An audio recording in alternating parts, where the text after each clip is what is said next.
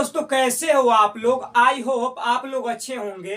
Friends, आज के इस वीडियो में हम लोग देखेंगे क्लास 12 के इंग्लिश के बारे में। और आज हम लोग का पॉइंट रहेगा lines and poems trick. Friends, यदि आप आज का वीडियो देख लेते हैं तो आपका 5 मार्क्स क्लियर होता है। देखिए फ्रेंड्स, क्या होता है कि एग्जाम में आपको किसी भी चैप्टर्स का लाइन दे दिया जाता है और पूछा जाता है कि इनके राइटर कौन है। साथ ही पूछा जाता है कि जो ये लाइन है यह किस चैप्टर से दिया गया है। फ्रेंड्स, जितने सारे चैप्टर है आप ऑलमोस्ट सारे चैप्टर को ध्यान में नहीं रख सकते हैं, इसीलिए हमने हर एक चैप्टर के लिए ट्रिक्स बनाए हैं। तो चलिए ज़्यादा देर न करते हुए इस वीडियो की शुरुआत करते हैं।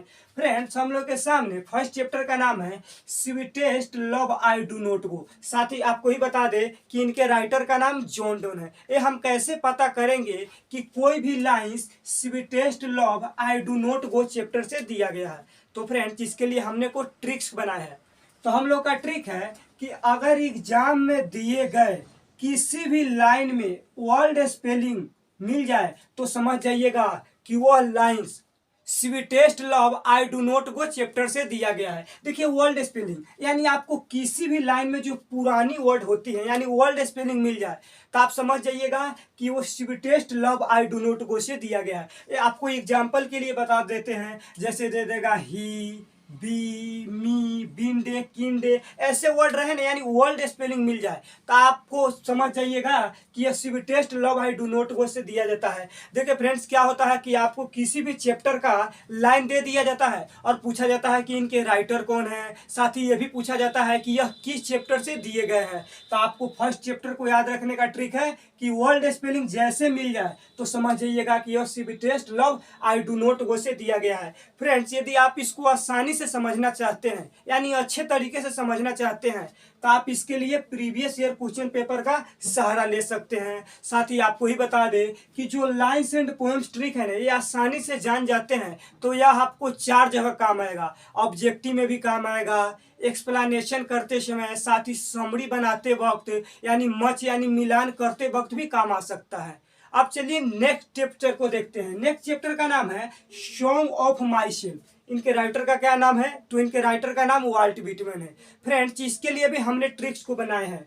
तो हम लोग का ट्रिक्स है कि 37 की उम्र में भटकते हुए स्कूल जाकर एटम ऑन एनर्जी के बारे में पढ़ना एक मुश्किल काम है। यदि आप इस ट्रिक को समझ जाते हैं तो आप आसानी से समझ सकते हैं कि कोई भी lines song of my self से दिया गया है उसको आसानी से समझ सकते हैं। चलिए इस ट्रिक को समझते हैं। यहाँ पे लिखा गया है 37। आपको जैसे ही किसी भी लाइन में 37 वर्ड मिल जाए तो आप समझ जाइएगा कि यह song of my self chapter से दिया गया है। उसके बाद है भटकते हुए। देखिए फ्रेंड्स, भटकना को इंग्लिश में क्या बोलते हैं? लोएफ बोलते हैं। आपको जैसे ही लोएफ वर्ड मिल जाए तो आप समझ जाइएगा कि वह सॉन्ग ऑफ माई सेल्फ से दिया गया है। ठीक उसी प्रकार यदि स्कूल वर्ड मिल जाए, एटम वर्ड मिल जाए, एनर्जी वर्ड मिल जाए, पर देखिए मुश्किल को क्या कहते हैं? मुश्किल को हजार्ड बोलते हैं। हजार्ड वर्ड मिल जाए, यदि आप इन सारे वर्ड आपको जिस भी लाइन्स में दिख जाए, एक भी लाइन्स इसमें से, तो आप समझ जाइएगा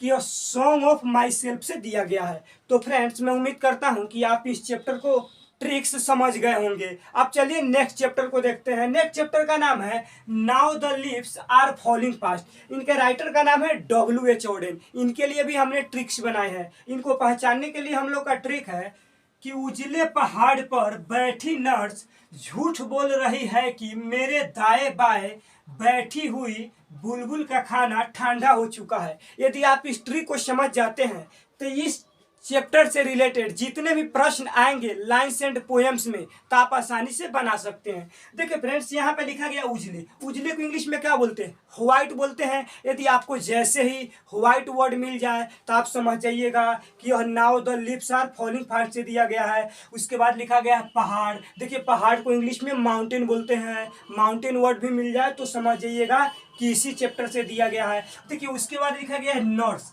आपको नॉर्स वर्ड भी मिल जाए। उसके बाद लिखा गया झूठ। झूठ को इंग्लिश में क्या बोलते हैं?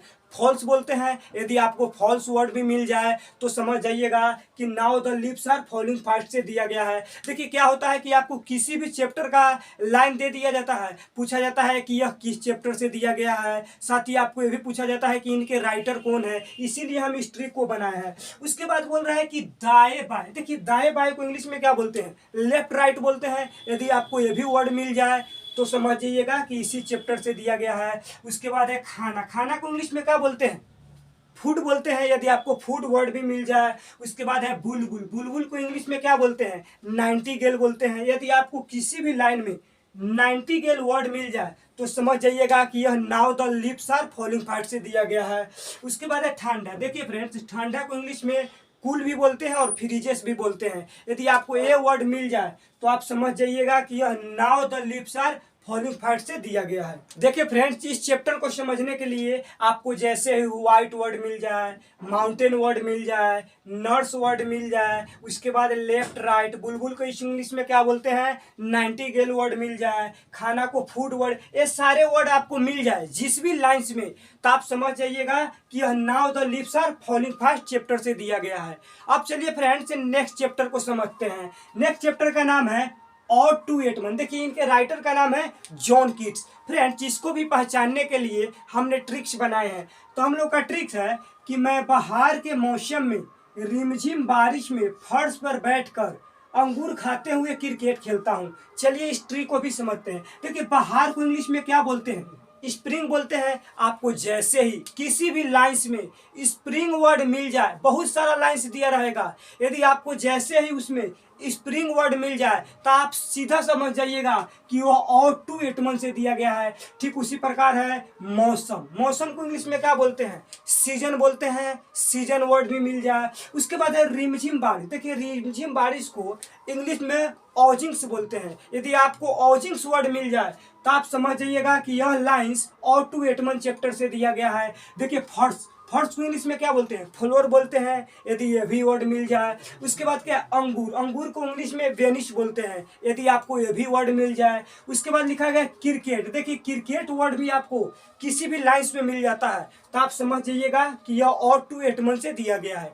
इस चैप्टर को समझने के लिए ज़्यादा नहीं, जैसे स्प्रिंग, सीजन, रिमझिम बारिश को ऑजिंग्स वर्ड, फ्लोर और उसके बाद अंगूर को वेनिश बोलते हैं, और क्रिकेट, इन सारे वर्ड्स जिस भी लाइन्स में आपको मिल जाए तो समझिएगा कि यह ऑड टू एट मन से दिया गया है। अब चलिए फ्रेंड्स नेक्स्ट चैप्टर को देखते हैं। हम लोग के सामने नेक्स्ट चैप्टर है कि एन एपिटाफ। देखिए इनके राइटर का नाम है वाल्टर डी ला मेयर। इसके लिए भी हमने ट्रिक्स बनाए हैं। तो हम लोग का ट्रिक है कि हमारे देश की औरतें दिल गायब करके पश्चिम में भेज देती है। इस ट्रिक को चलिए समझते हैं। आपको जैसे ही कंट्री वर्ड मिल जाए, देखिए देश को इंग्लिश में कंट्री बोलते हैं, आपको जैसे ही कंट्री वर्ड मिल जाए तो समझ जाइएगा कि यह लाइंस एन एपिटाफ चैप्टर से दिया गया है। उसके बाद है औरत को इंग्लिश में लेडी बोलते हैं। यदि आपको लेडी वर्ड मिल जाए। उसके बाद है गायब को इंग्लिश में क्या बोलते हैं, वेनिश बोलते हैं। जैसे ही आपको वेनिश वर्ड मिल जाए तो आप समझ जाइएगा कि यह एन एपिटाफ चैप्टर से दिया गया है। उसके बाद है पश्चिम को इंग्लिश में क्या बोलते हैं, वेस्ट बोलते हैं। तो समझ जाइएगा कि यह एपिटाफ से दिया गया है। इस चैप्टर को समझने के लिए ज़्यादा नहीं, कंट्री वर्ड को ध्यान में रखिएगा, लेडीज वर्ड को ध्यान में रखिएगा, और गायब को वेनिस बोलते हैं, इस वर्ड को ध्यान में रखिएगा, और पश्चिम को वेस्ट। इन सारे वर्ड आपको जिस भी चैप्टर में मिल जाए तो समझ जाइएगा कि यह लाइंस एन एपिटाफ चैप्टर से दिया गया है। तो फ्रेंड्स मैं आशा करते हैं कि आप लोग हमारे द्वारा समझाए गए सारे ट्रिक्स काफ़ी पसंद आया होगा। यदि पसंद आया है तो वीडियो को लाइक करके दोस्तों के साथ शेयर करना ना भूलें। तब तक के लिए जय हिंद।